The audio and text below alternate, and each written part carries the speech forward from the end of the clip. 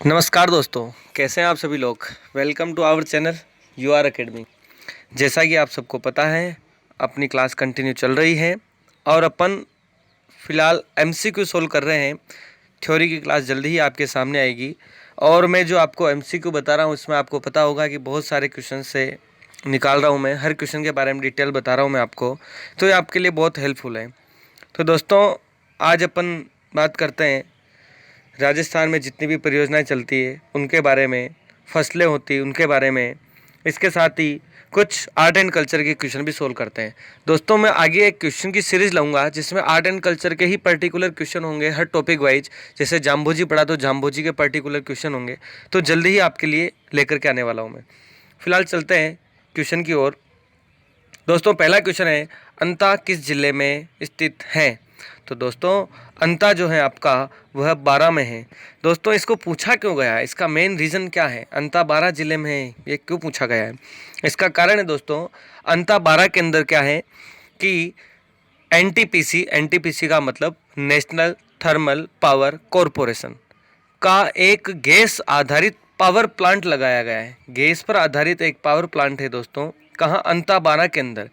वो प्लांट लगाया गया था 1989 के अंदर, संचालित किया जा रहा है तब से ही। और यहाँ पर कुल 419 मेगावाट से बिजली बनाई जाती है। तो आपको इसीलिए 12 पूछा गया है, 12 पूछा गया, अंता पूछा गया। अंता किस जिले में, 12 पर है। 1989 में NTPC द्वारा, नेशनल थर्मल पावर कॉरपोरेशन द्वारा गैस पर आधारित, ये भी याद रखना, गैस पर आधारित बिजली बनाई जाती है और कुल 419 मेगावाट बनाई जाती है। और इसके पानी का स्रोत जो है वो है चंबल नदी। चंबल नदी यहाँ पर पानी का मेन सोर्स है, आपको ये याद रखना है। चलते हैं अगले क्वेश्चन की ओर। अगला क्वेश्चन है, राजस्थान को किस जल विद्युत परियोजना से सर्वाधिक विद्युत प्राप्त होती है। तो सबसे ज़्यादा जो विद्युत प्राप्त होती है राजस्थान को, ऐसी कौन सी परियोजना है दोस्तों, वह है आपके पास व्यास नदी द्वारा, व्यास परियोजना बनी हुई व्यास नदी पर, जो यहाँ पर सबसे ज़्यादा सर्वाधिक विद्युत प्राप्त होती है राजस्थान को। और ये व्यास नदी जो है, यह इससे लाभान्वित राज्य जो हैं, एक तो है आपके पास राजस्थान, एक है दोस्तों पंजाब, एक है दोस्तों हरियाणा। ये 3 जिलों को व्यास नदी द्वारा सप्लाई होती है। व्यास नदी पर 2 बांध बने हुए हैं, एक तो है पंडोह बांध जिसके बारे में मैंने आपको पहले ही बताया था, और एक है पोंग बांध। पोंग बांध के बारे में मैं आपको यहाँ बताता हूँ। तो पोंग बांध जो है दोस्तों, वह है आपका हिमाचल प्रदेश में बंधा हुआ है और यहाँ से जल विद्युत उत्पादन होता है 59%। कितना होता है दोस्तों, 59% यहाँ से जल विद्युत उत्पादन होता है। और पंडोह बांध जो है, यहाँ पर भी आपके पास, ये भी हिमाचल में है। कुल्लू और मलानी, 2 मैंने बताया था हिमाचल प्रदेश में है। और वहाँ से जल विद्युत उत्पादन जो होता है, राजस्थान को 20% की सप्लाई यहाँ से मिलती है। और भांगड़ा नांगल परियोजना जो है वो बंधी हुई है आपके पास सतलज नदी पर। कहाँ बनी है दोस्तों, सतलज नदी पर बनी हुई है। और बात करता हूँ मैं सतलज नदी पर जो बनी हुई है, यहाँ से ये भी राजस्थान, पंजाब और हरियाणा, 3 राज्य जो हैं यहाँ पर लाभान्वित हैं। और एक बंधा हुआ है नांगल बांध जो पंजाब में है और 1952 में बना था ये। और जहाँ से जल विद्युत परियोजना से 1493 मेगावाट जो होता है जल विद्युत प्राप्त होती है। और उसमें राजस्थान को जो मिलती है वो मिलती है 227.32 मेगावाट। कितनी, 227.32 मेगावाट मिलती है, जो कुल विद्युत परियोजना का जो था 15.52% है। कितना है दोस्तों, 15.52% है। जबकि पोंग बांध जो व्यास नदी पर बना हुआ है, वहाँ से राजस्थान को जो मिलती है वो मिलती है दोस्तों, राजस्थान को सर्वाधिक 477 मेगावाट। कितनी, 477 मेगावाट, ये आपको याद रखना है। और दोस्तों, राजस्थान में जो है विद्युत के जो और साधन हैं, वो एक है आपके पास जाखम परियोजना। ये जाखम नदी पर है, राजस्थान के अंदर जाखम नदी पर है जाखम परियोजना। और मैंने जाखम बांध से एक आपको बताया था कि राजस्थान का सबसे ऊंचा बांध 81 मीटर, वो है जाखम बांध है, जो है आपका पास जाखम नदी पर परियोजना बनी हुई है। यहाँ पर जाखम परियोजना जाखम नदी पर बनी हुई है। प्रतापगढ़ व राजसमंद में ये जाखम नदी बहती है और यहाँ से जो विद्युत प्राप्त होती है 5.5 मेगावाट, 5.5 मेगावाट यहाँ से जल विद्युत परियोजना प्राप्त होती है। एक आपके पास है अनास परियोजना, एक है दोस्तों आपके पास अनास परियोजना। अनास परियोजना यह अनास नदी पर बनी हुई है। अनास परियोजना जो है अनास नदी पर बनी हुई है, बांसवाड़ा के अंदर है। ये कहाँ है दोस्तों? बांसवाड़ा में। और बांसवाड़ा से मैंने आपको बताया था सोने का खनन भी चल रहा है। और ये जो अनास परियोजना यहाँ से 144 मेगावाट बिजली उत्पादन होता है। आपको ये याद रखना है। व्यास नदी से पंडोह बांध वहाँ से 20% होता है। पोंग बांध जल विद्युत परियोजना वहाँ से 59% होता है। राजस्थान में 477 मेगावाट मिलता है। भांगड़ा नांगल परियोजना से आपको 227.32 मेगावाट मिलता है। नांगल परियोजना से आपको मिलता है 1492, जिससे मिल जाता है 4227.32। और जाखम परियोजना से 5.5, अनास परियोजना से 140 मेगावाट मिलता है। तो दोस्तों आपको ये याद रखना है। चलते हैं अगले क्वेश्चन की ओर। अगला क्वेश्चन है दोस्तों, ये कहता है देश का प्रथम भूमिगत गैस बिजली घर राजस्थान के किस जिले में है? तो भूमिगत गैस बिजली घर जो है दोस्तों वह है आपका नागौर के अंदर। कहाँ है दोस्तों? नागौर के अंदर। राजस्थान में निजी सेक्टर की सबसे बड़ी सौर ऊर्जा परियोजना के तहत नागौर जिले के खींवसर में 5 मेगावाट क्षमता की बिजली का उत्पादन शुरू किया है। और ये किसने शुरू किया है? रिलायंस इंडस्ट्रीज ने। किसने किया दोस्तों? रिलायंस इंडस्ट्रीज द्वारा शुरू किया गया था। और बात करूं मैं निजी सेक्टर में दूसरी सौर ऊर्जा परियोजना जो है मेसर्स पार सोलर, मेसर्स पार सोलर की ओर से जोधपुर जिले के ओसिया तहसील के ग्राम धुंधिया, ओसिया तहसील के ग्राम धुंधिया में भी स्थापित किया गया है। ये भी निजी सेक्टर का है। और भूमिगत गैस बिजली घर पहला जो था नागौर के अंदर है। दोस्तों आपसे इस क्वेश्चन से आपको इतनी जानकारी मिलती है। चलते हैं अगले क्वेश्चन की ओर। अगला क्वेश्चन कहता है राजस्थान में परमाणु ऊर्जा केंद्र कहाँ पर स्थित हैं? सबको पता होगा राजस्थान में परमाणु ऊर्जा केंद्र जो स्थित है वह है दोस्तों रावत भाटा चित्तौड़गढ़ में आता है। ये आपको याद रखना है। यहाँ जो है परमाणु विद्युत शक्ति गृह नाभिकीय ऊर्जा निगम द्वारा संचालित हैं, न्यूक्लियर पावर पॉइंट द्वारा संचालित हैं।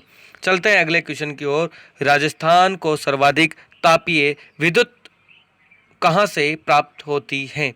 तो राजस्थान को सर्वाधिक तापीय विद्युत जो प्राप्त होती है दोस्तों वह होती है कोटा थर्मल से। आपको ये भी याद रखना है, कोटा थर्मल से प्राप्त होती है। चलते हैं अगले क्वेश्चन की ओर। अगला क्वेश्चन है दोस्तों राज्य में सर्वाधिक उत्पादन वाली फसल है। तो राज्य में सर्वाधिक जो फसल उत्पादन होता है वो होता है दोस्तों ए खरीफ की फसल जो वर्षा ऋतु में राज्य को जो है कृषि को, राज्य में जो कृषि है इसको मानसून का जुआ कहा जाता है, क्योंकि सर्वाधिक जो है बरसात के ऊपर डिपेंड करती है। तो आपको खरीफ की फसल जो है ये जून जुलाई में तो बोई जाती है, जून जुलाई में तो बोते हैं और सितंबर और अक्टूबर में इसको काट ली जाती है। ये एक तरीके से बरसाती फसल भी बोला जाता है इसको।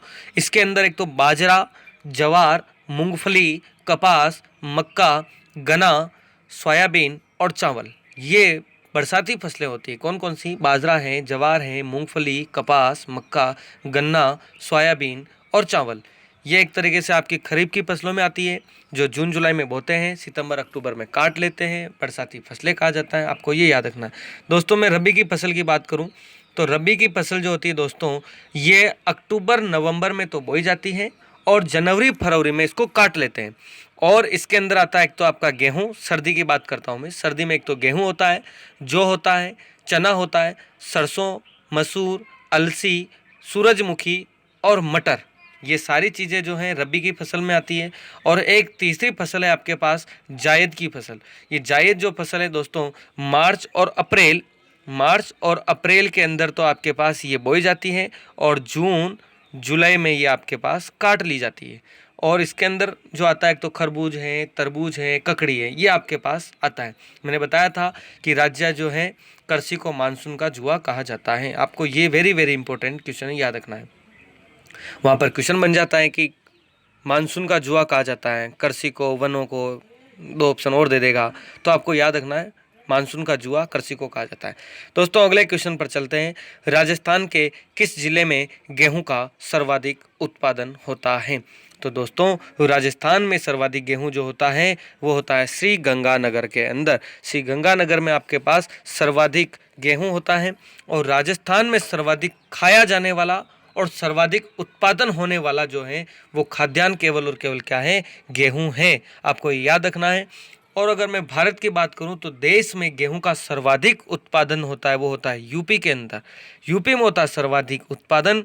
और राजस्थान का गेहूं के उत्पादन में जो स्थान है वो चौथा है। ये आपको वेरी वेरी इंपॉर्टेंट है। राजस्थान में गेहूं का उत्पादन में जो राजस्थान का जो है वो तो राजस्थान में श्री गंगानगर, भारत में पहला स्थान यूपी, जबकि राजस्थान का गेहूं उत्पादन में चौथा स्थान आता है। ये आपको याद रखना है। गंगानगर में अधिक गेहूं उत्पादन के कारण गंगानगर को राज्य का अन्न भंडार और कमाऊ पूत कहा जाता है। तो कमाऊ पूत जिला कौन सा है? श्री गंगानगर। और राज्य का अन्न भंडार कौन सा है? श्री गंगानगर। तो उपनाम और हो जाते हैं इसके, तो आपको ये भी याद रखना है। चलते हैं दोस्तों अगले क्वेश्चन की ओर। अगला क्वेश्चन है राजस्थान में रबी की फसल का मुख्य खाद्यान्न कौन सा है? अभी हाल ही में मैंने आपको पहले ही क्वेश्चन में बताया था कि गेहूं रबी की फसल में आता है। इसका आंसर गेहूं हो जाएगा। मैंने वहां पर आपको रबी, खरीफ और जायद की फसलों के बारे में बता दिया कौन सी फसल किस में आती है। अगला क्वेश्चन है दोस्तों राजस्थान की खाद्यान्न फसलों में सबसे अधिक उत्पादित होता है। जो खाद्यान्न फसलों में है वो दोस्तों सबसे ज़्यादा जो उत्पादित होता है वह होता है दोस्तों बाजरा सबसे अधिक उत्पादित होता है। देश में सर्वाधिक बाजरे का उत्पादन राजस्थान में ही होता है। और राजस्थान का पश्चिमी भाग जो है बाजरा उत्पादन में प्रसिद्ध है, जबकि जयपुर जिला जो है बाजरा उत्पादन में प्रथम स्थान पर है। जयपुर जिला जो है बाजरा के उत्पादन में जयपुर जिला राजस्थान में सर्वाधिक स्थान पर, पहले स्थान पर माना जाता है।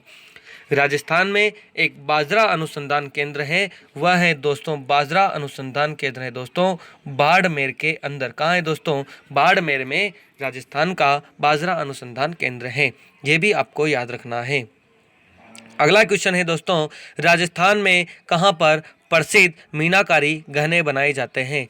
तो दोस्तों राजस्थान में प्रसिद्ध मीनाकारी जो गहने बनाए जाते हैं इसका आंसर होगा जयपुर के अंदर। कहाँ बनाए जाते हैं? जयपुर के अंदर। ये मीनाकारी क्या होती है? धातुओं से बने बर्तनों पर चित्रकारी एवं अन्य कलाकृतियां करना मीनाकारी कहलाता है। दोस्तों क्वेश्चन बनता है कि मीनाकारी का जादूगर किसको कहा जाता है? तो मीनाकारी का जादूगर जो कहा जाता है दोस्तों कुदरत सिंह को कहा जाता है। किसको कहा जाता है दोस्तों? कुदरत सिंह को मीनाकारी का जादूगर कहा जाता है। और अगर मैं बात करूं मीनाकारी तो तांबे की मीनाकारी जो प्रसिद्ध है वो भीलवाड़ा की प्रसिद्ध है। चांदी की मीनाकारी बीकानेर और नाथद्वारा की प्रसिद्ध है। चंदन की मीनाकारी चूरू की प्रसिद्ध है। और पीतल की मीनाकारी जो है वो जयपुर की प्रसिद्ध है। और बात करूं मैं एशिया की सबसे बड़ी मीनाकारी की मंडी जो है वो सीतापुरा जयपुर में है। कहाँ है दोस्तों? सीतापुरा जयपुर में है। आपको इस क्वेश्चन से इतनी जानकारी मिलती है। चलते हैं अगले क्वेश्चन की ओर। निम्न में से राजस्थान कौन सा शहर सीमेंट का सबसे बड़ा उत्पादक है? तो दोस्तों राजस्थान का कौन सा शहर है जो सीमेंट का सबसे बड़ा उत्पादक है? वो है दोस्तों चित्तौड़गढ़ का। राजस्थान में सर्वप्रथम सीमेंट फैक्ट्री जो है 1915 में 1915 में बूंदी के अंदर स्थापित की गई थी। बूंदी में कहाँ पर दोस्तों? लाखेरी में। कहाँ पर दोस्तों? लाखेरी में स्थापित की गई थी पहली सीमेंट फैक्ट्री। और सबसे बड़ा उत्पादक सीमेंट का जो है वर्तमान में चित्तौड़गढ़ के माना जाता है। चंदेरिया एक जगह है चित्तौड़गढ़ में, वही माना जाता है। चलते हैं दोस्तों अगला क्वेश्चन है राजस्थान की प्रसिद्ध ब्लू पोट्री का दस्तकारी का उद्भव कहाँ से हुआ है? तो वो हुआ दोस्तों पर्सिया से हुआ है। कहाँ से? पर्सिया पुराना नाम इसका ईरान हुआ करता था, ईरान या फारस हुआ करता था। यहाँ से आपको ब्लू पोट्री मिलती है। और यह वहाँ से यह कला जो है मुल्तान व लाहौर पहुंची थी। कहाँ पर पहुंची? मुल्तान व लाहौर पहुंची थी और लाहौर से जयपुर पहुंची। और राजस्थान में इसको लाने का जो श्रेय जाता है वो जाता है मिर्जा मान सिंह को।